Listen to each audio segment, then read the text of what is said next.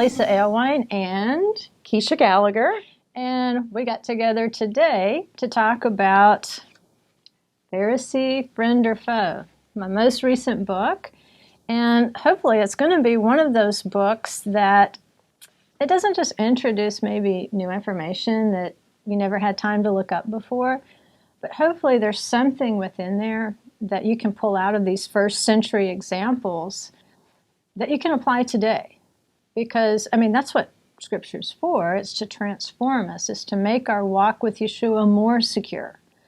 It's to heal us in our walk. And as we looked into the Pharisees in the full series, we saw that when we got down to what Yeshua was actually saying about Pharisees who were hypocrites, is that they were acting. Because there was a true Pharisee. There was an authentic Pharisee of the first century.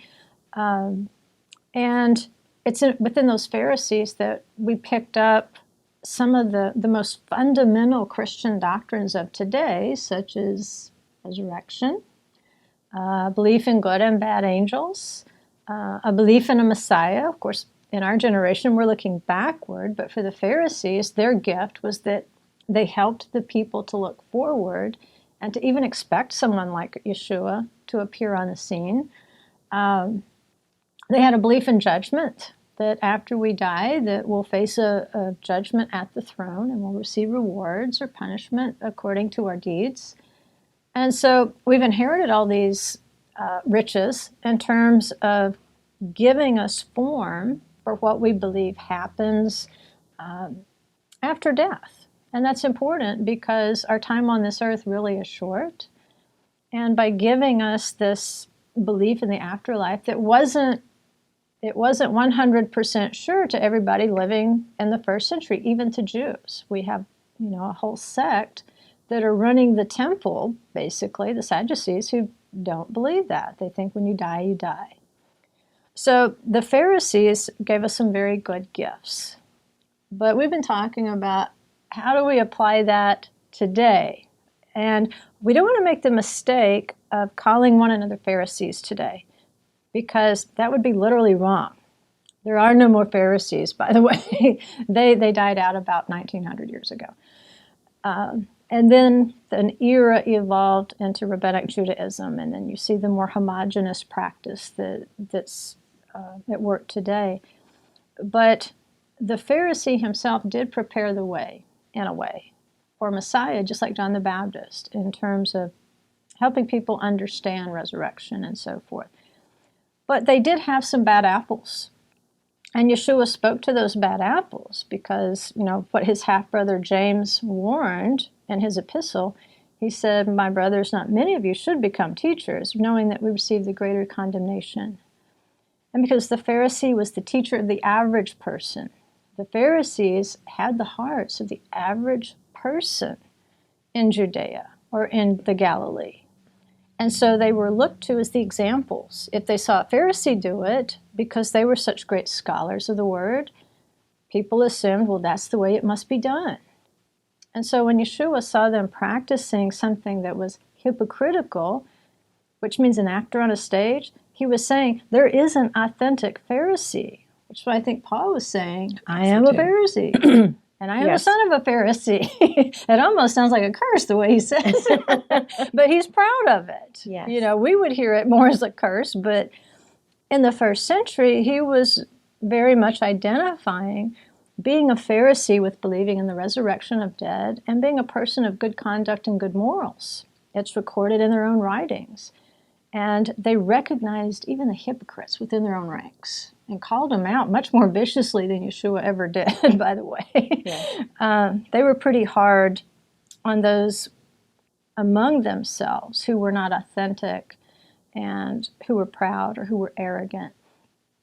But sometimes we act as though we've never done those things.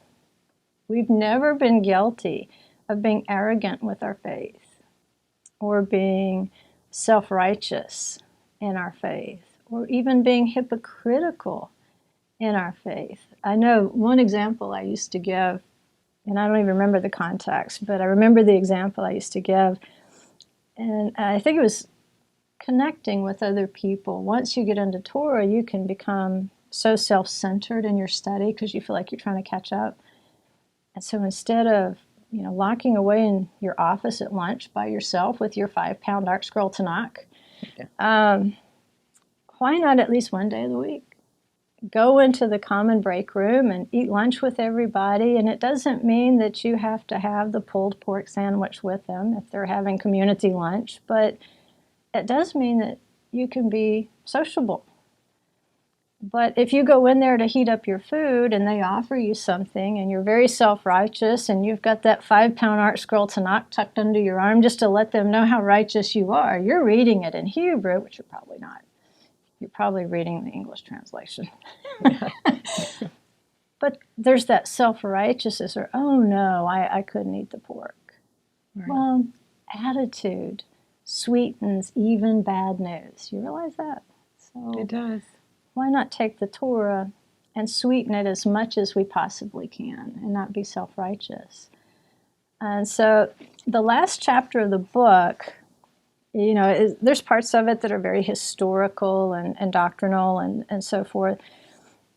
But Yeshua points out to us in John 12:42 through 43, it says, nevertheless, many even of the rulers believed in him. But because of the Pharisees, they were not confessing him for fear that they would be put out of the synagogue. One point that we brought up in an earlier program is the Pharisees, when they were called Pharisees, most likely belonged to the house of Shammai, which Yeshua often opposed. Very often, most often, when he would give a ruling or interpret something, he was interpreting like the Hillelites. And the Hillelites and the Essenes came to be called Chassidim. They weren't necessarily called Pharisees in the literature. So probably this is referring to the house of Shammai, that people were really afraid of the house of Shammai. Why?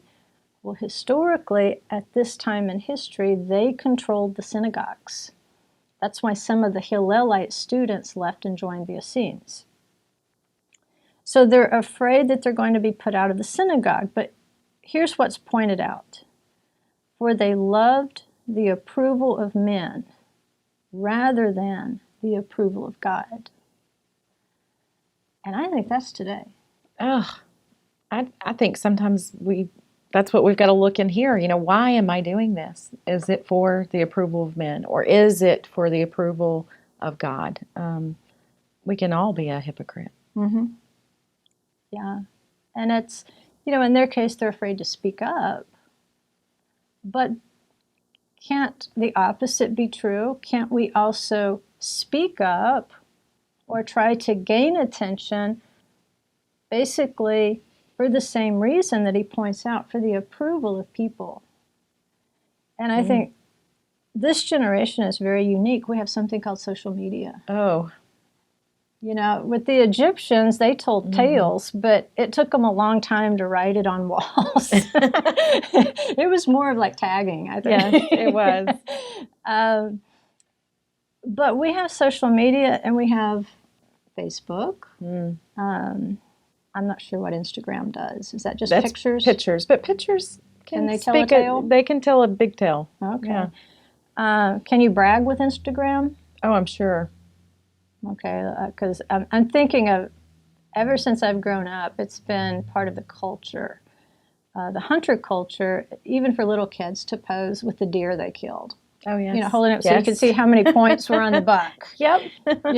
That's still a thing. And I don't know that we all lift up dead deer so that we can point out the points on our buck, but whatever our interest is, whatever we set out to do, and in some cases, what we have set out to do is to study the Word. Right. And what if that most holy thing actually became some means by which we tried to gain the approval of people? Because there's a fine line between that and doing what we do so that they would be approving of the one who gave us the ability to keep that commandment or to accomplish that act, whatever it might be, that deed of righteousness. And I know there's Twitter.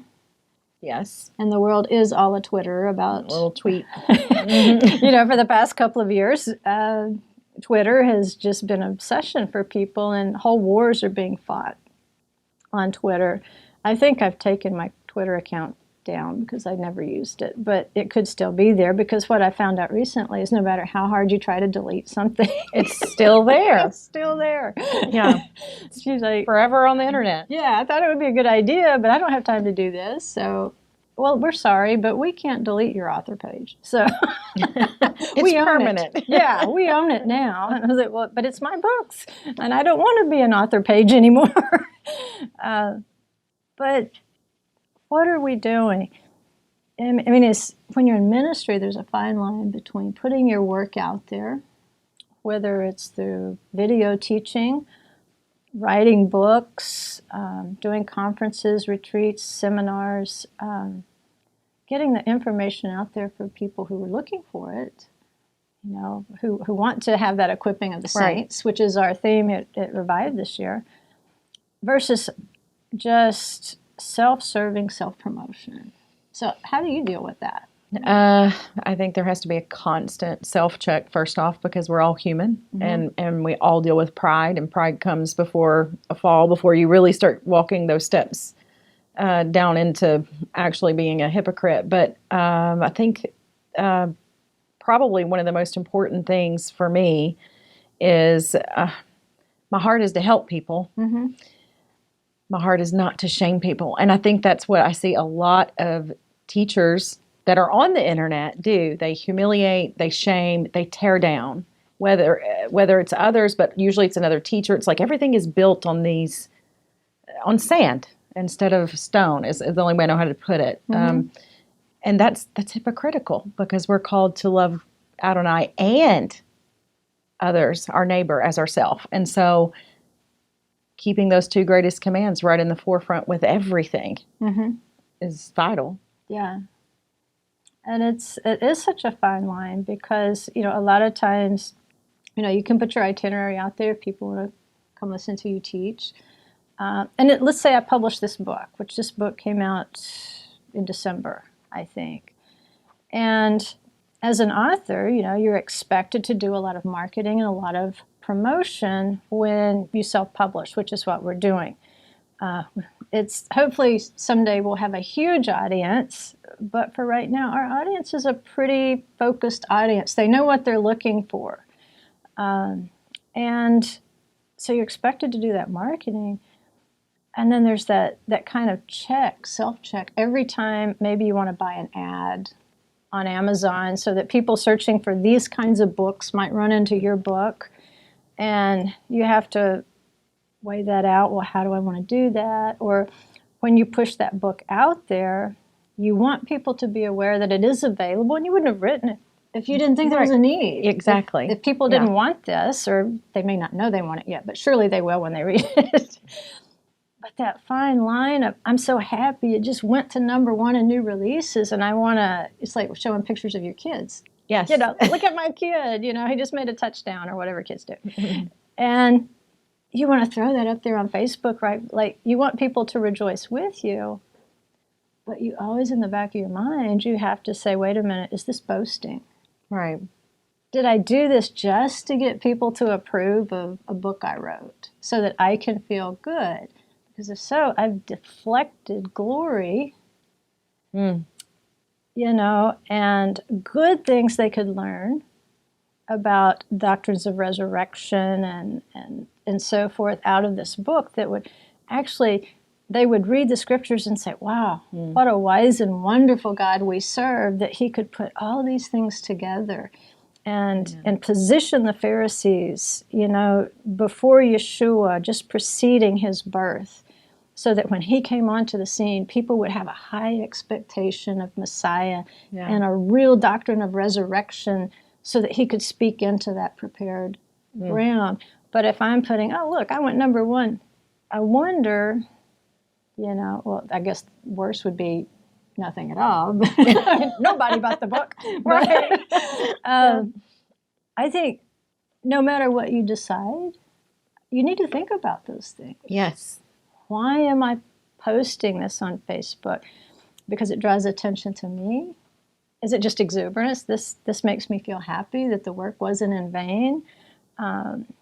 Here it is, if you want it. Now, you can overthink things. You really can.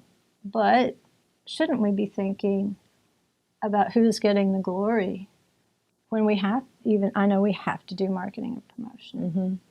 Mm-hmm. But who's getting the glory ultimately? And to be judicious, maybe, because we can become obsessed. We see that in the Torah portion this week. The Israelites are tested. In fact, Adonai says it's a test. I'm going to test you. And so he gives them the instructions of manna. And they violate both of them. They just violate. They collect too much. It turns to worms and stinks. Mm. So they had stinking thinking. Mm. They were hoarding. Yes. Taking more than they needed. There's a little lack of faith there. But the Shabbat test, I think, really told the story. Because when we break down the grammar, you have to look at two passages to really figure out what the hidden manna is of last week's Torah portion. But it talks about they went out and gathered, and then it says as they were preparing the manna, they had double. We're conditioned to think they went out and picked double. They didn't. Mm. If you read just this passage, that's what it sounds like. But if you go back over here, it's they prepared double, but only collected the same amount as a weekday. And so it was hidden manna, which we hear about in the book of Revelation. And the miracle could only occur, really, if you just picked what you normally picked. Mm. But some of them went out and tried to pick on Shabbat. They didn't really believe. They didn't pass the test. And so my question was, why did they go out and pick when they knew they shouldn't? And if they did receive double, what would be the purpose of going out and thinking, I need more? Doesn't that beg the question? What were they doing out there? Yeah. And are we like that sometimes? I think we are. And you know how I think we are? How? Wherever you are right now, just pick up your cell phone. Mm. Just pick it up. I know it's close to you. Reach in your pocket, reach over to the coffee table. Most likely, because technology has created this for us. We do almost everything either through a phone or through a laptop. We work on our laptops. We connect with our families on our laptops. We pay our bills on laptops. That's true. Technology has created a climate where you can walk around all day with some form of technology in your hands. So we are conditioned for constant stimulation, whether it's good or bad. It's true. Whether we're playing games, whether we're playing solitaire in the doctor's office. See, we don't have to wait and read magazines anymore after people have touched them with all those germs. Now we can just play with our own germs and play solitaire in the doctor's office while we wait. But we're conditioned to constantly be stimulated, never be bored, when truly that's when we make decisions. When we're bored, we have to deal with ourselves. And that's where the test came in. You've got a people who have had all this time in captivity as slave labor. So they're conditioned to work. They're conditioned to constant stimulation, even though it's bad. Even though they don't want to do it. And see, that's what technology, whether it's through Facebook or Twitter, it can cease to be just the way that we accomplish our daily work, and it can actually become an obsession. Yeah, totally. I mean, total obsession. People, I mean, if you really want to put a teenager into meltdown, what do you take away? Cell phone, other forms of electronics. Right. Yeah. You act like you've done that before. Yeah. You've had practice, haven't you? I have. So they're addicted, they're obsessed with stimulation. And so even though they don't need the manna, they're not hungry because it said they ate to satiety, they still feel like they need to be doing something. Yep. And we are exactly the same way. So there's a lot of lessons, I think, to be learned here, is that overstimulation, I think, can lead us down some roads to where we might be making fun of Pharisees and doing exactly what they did, obsessively posting, perhaps on Facebook or Twitter or whatever the other places are. I mean, you'll see people who are on there every 30 minutes. It's like, my goodness, are they taking their cell phone in the bathroom, or what are they doing? And the answer is yes. Yeah. Oh, I didn't want to know that answer. And the content of it is not really anything that, like he said, for the approval of men. And what do we get on Facebook? Likes. Who likes me? Mm-hmm. Who's giving me approval? Well, how many likes and hearts does it take in a day for us to feel approved? The true answer is there's never enough. Never. There's never going to be enough. So you'll have to keep posting obsessively with more and more exciting or fun or interesting things, and you're going to wear yourself out. And, again, there's a balance in all things. Is it okay to have a Facebook page? Absolutely, I've got one. But am I tied to that thing? Do I need people's approval? And I do. I think about that when I make a post, whether it's just a basic newsletter or a picture of my dog. My dog's cute. My dog's cuter than I am. Yeah. They're both cute. Yeah. Yeah, and they're not afraid to snore real loud for the camera, and I try not to snore or make other noises for the camera. But when a dog does it, it's cute. But how often do I need to do that? Do I need to just stir something up to gain attention? No. No, I don't need to do that obsessively.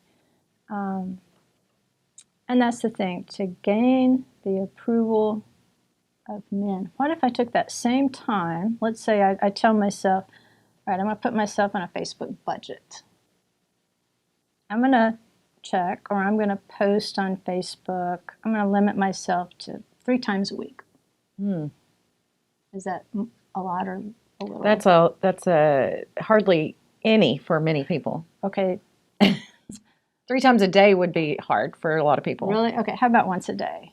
I don't think I could think of anything to put on there that. Yeah, I know. Yeah, I know. Unless it's dog pictures, but yeah. Unless when we were on our trip, I know people.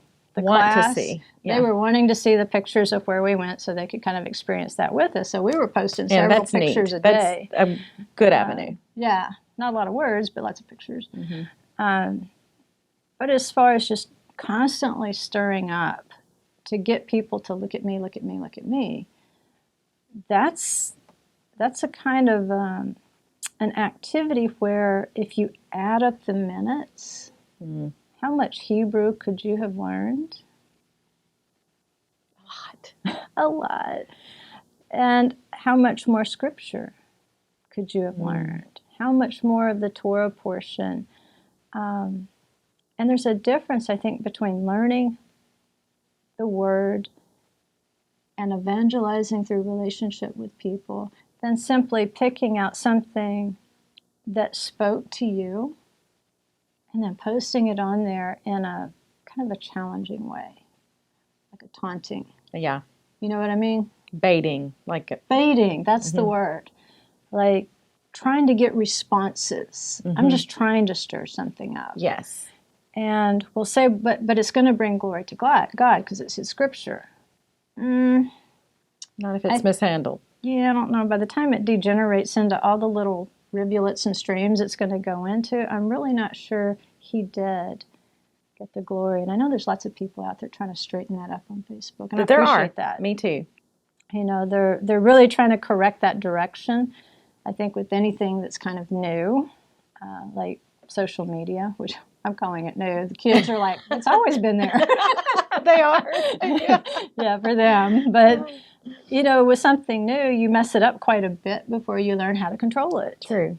And so, we can take social media as just one example of our lives, or that lunchroom encounter as one corner of our lives where we can learn the lesson of the hypocritical Pharisee, not the authentic one, but the hypocritical Pharisee, and say, am I looking down my nose at Pharisees or other groups of people, and maybe I'm practicing exactly what Yeshua said they were doing stuff to be seen, Right. to gain attention. Because, is it because I'm not comfortable with myself as I am? I don't know. That almost gets into like self-esteem and approval It does. needs and, Yes. and all that stuff. But I think he's sufficient. He is. He's Amen. sufficient. And I don't need 100 likes a day. Mm-mm. Although if you want to like me 100 times, then I won't argue. I'll just keep liking you back. Love you too. Yes. But I thought that was a very practical. I wanted to end the book on a practical note because there was some pretty heavy history. And there's lots of great things in this book. I loved being able to discern the difference between the two groups. So when you do look at the New Testament, when he says Pharisee, who he is speaking to and why, because of their beliefs. And then also just understanding things that they did do, like creating what we often hear called fence laws around the Torah. And you get to see how Yeshua actually did that too. Mm-hmm. And so are all fences bad? Yeah, I got an email from a guy that he must have bought one of the first copies. He emailed me. He said, I am just shaken because you have shown me. And he said, it's in Scripture. I can't dispute it. Yeshua built fences around the Torah and the Beatitudes. Yes. And he made it much harder. And I'm like, well, yeah. Yeah, his fence was very strong. Yeah, that was a tough fence. I mean, but it was putting it all into balance and saying, if we're going to put a halo on Yeshua for building fences around the Torah, then do we really want to put horns on the Pharisees for doing the same thing? Yeshua gave us a great paradigm. I actually put it in this book, Truth, Tradition, or Tear, where he teaches us how to rightly divide truth, tradition, and tear so that we'll know the difference. And we can decide whether a tradition is actually an addition to the Torah or it's just grown from the seed of the Torah to produce good fruit. And if it's producing good fruit, then kol hakavod, all the glory. Amen. But we appreciate you listening in, and we do hope you'll pick up a Becky book soon. Pharisee, friend or foe.